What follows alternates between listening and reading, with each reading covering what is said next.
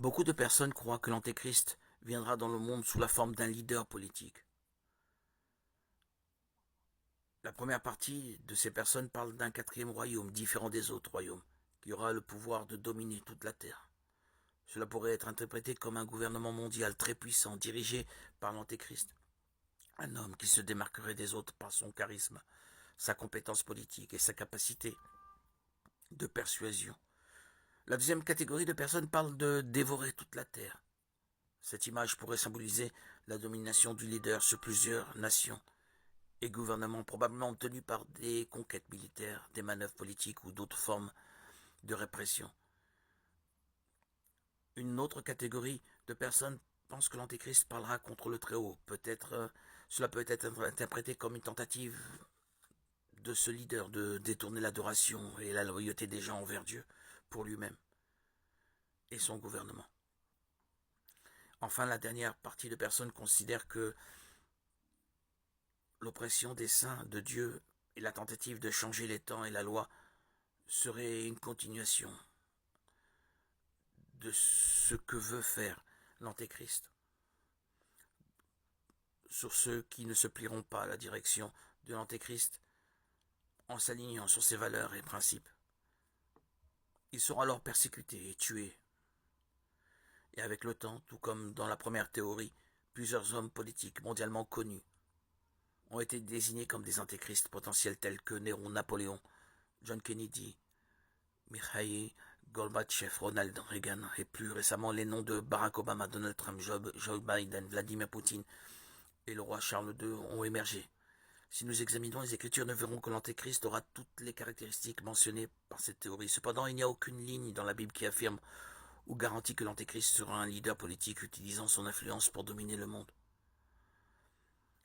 Il y a une autre théorie, celle du leader religieux. Cette théorie affirme que l'Antéchrist sera un leader religieux si influent et respecté qu'il convaincra d'autres leaders spirituels de se rallier à la formation d'une nouvelle et unique religion mondiale. Et pour gagner la confiance de tous, il utilisera des miracles et d'autres signes. Selon la théorie, cet homme serait présenté au monde comme étant si spiritualisé qu'il pourrait sembler avoir été envoyé par Dieu lui-même. Cependant, cette apparence trompera tout le monde, car il ne sera qu'un imposteur, et cette idée a tout son sens lorsque nous la comparons avec le passage de 2 Thessaloniciens chapitre 2, versets 3 et 4, où se trouve la prophétie suivante.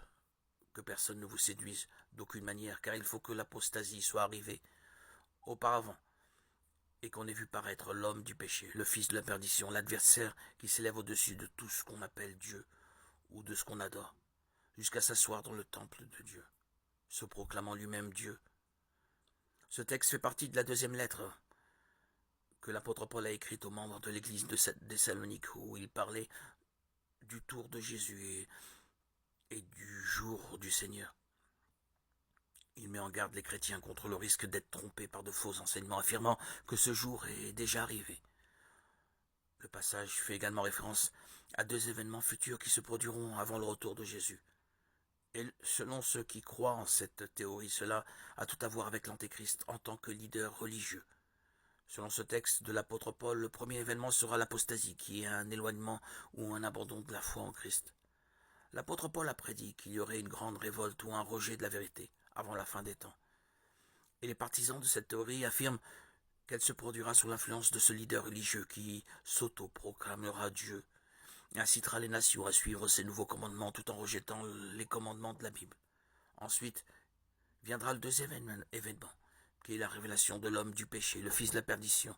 L'audace de cet homme sera telle qu'il se placera au lieu du Seigneur dans le 3e temple de Jérusalem, déjà en cours de planification, pour accomplir ce que les Écritures appellent un sacrilège terrifiant, où le nom et la sainteté de Dieu seront profondément blasphémés par ce leader. Selon ce chapitre de l'Apocalypse, la première bête serait un leader politique et religieux qui recevrait une blessure mortelle et serait guéri, amenant les gens à l'adorer.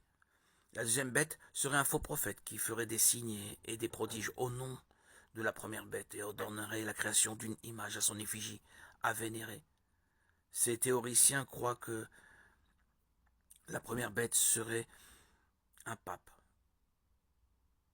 On parle de Jean-Paul II qui a été attaqué par balle sur la place Saint-Pierre en 1981 et a survécu à l'attentat. Il pense qu'il ressuscitera des morts et se révélera comme l'Antéchrist, l'ennemi de Jésus-Christ et de l'Église. Ils associent également la deuxième bête à un futur pape potentiel qui serait le faux prophète trompant les fidèles avec de faux miracles, les amenant à adorer l'image de ce pape. Cette théorie gagne en force.